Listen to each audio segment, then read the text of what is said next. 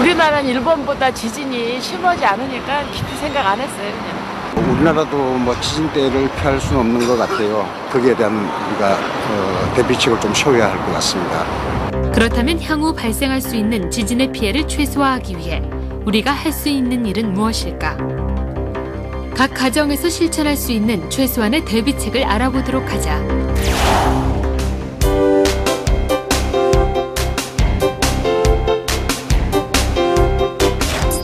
첫째, 지진 발생 시 위험을 일으킬 수 있는 집안의 가구 등을 정리한다.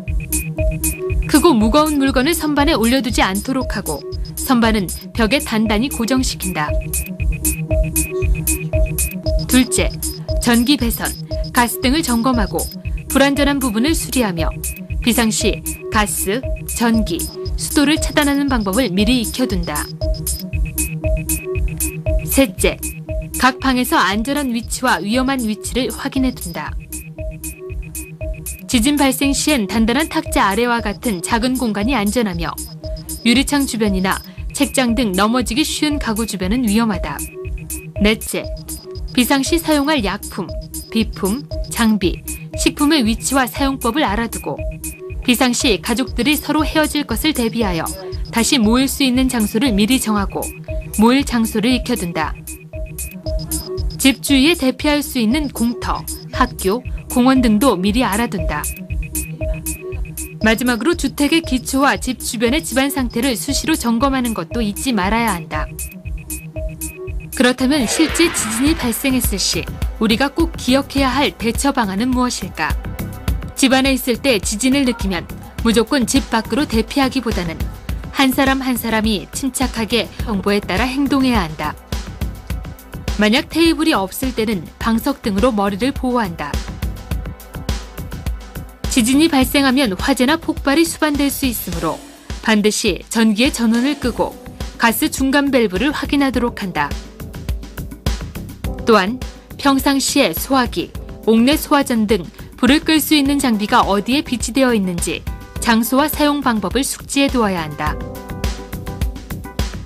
많은 사람들이 모이는 공공장소에서 지진을 느꼈을 때는 무엇보다 큰 혼란의 발생을 막아야 한다. 이러한 장소에서는 사람들이 일제히 출입구로 몰려가기 때문에 더 큰 피해를 입을 수 있으므로 종업원이나 경비원 등 안내자의 지시에 따라서 행동한다. 만일 엘리베이터에 갇히면 휴대전화로 119에 신고를 하거나 인터폰으로 관리실에 구조 요청을 한 후 침착하게 구조를 기다린다.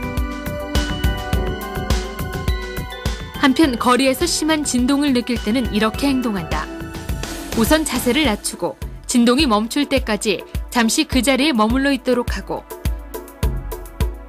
건물, 가로등, 전선에 접근하지 않는다.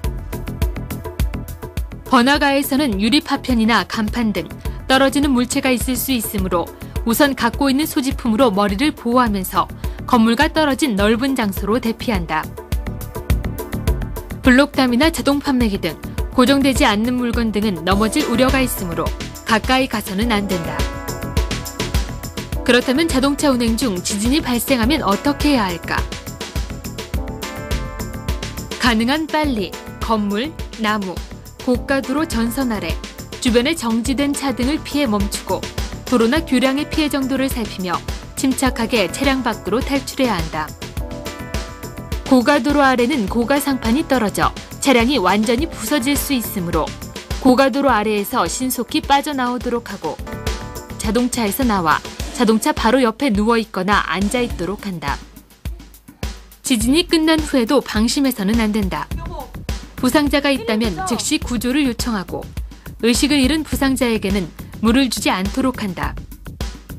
만약 부상자의 호흡이나 심장이 멈춘 경우 신속하고 조심스럽게 인공호흡을 실시하고 담요를 이용하여 환자의 체온을 유지시키되 너무 올라가지 않도록 주의한다.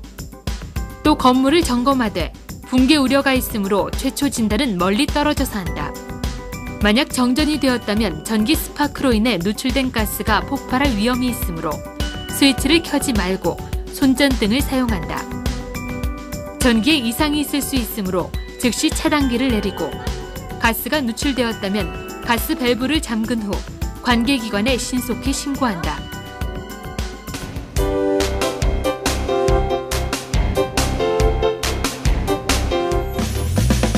지진 발생 시 행동 요령 첫째. 집에 있을 때 지진을 느끼면 무조건 집 밖으로 대피하기보다는 집안의 단단한 테이블 밑으로 들어가 몸을 피하거나 두꺼운 방석을 이용해 머리를 가려준다.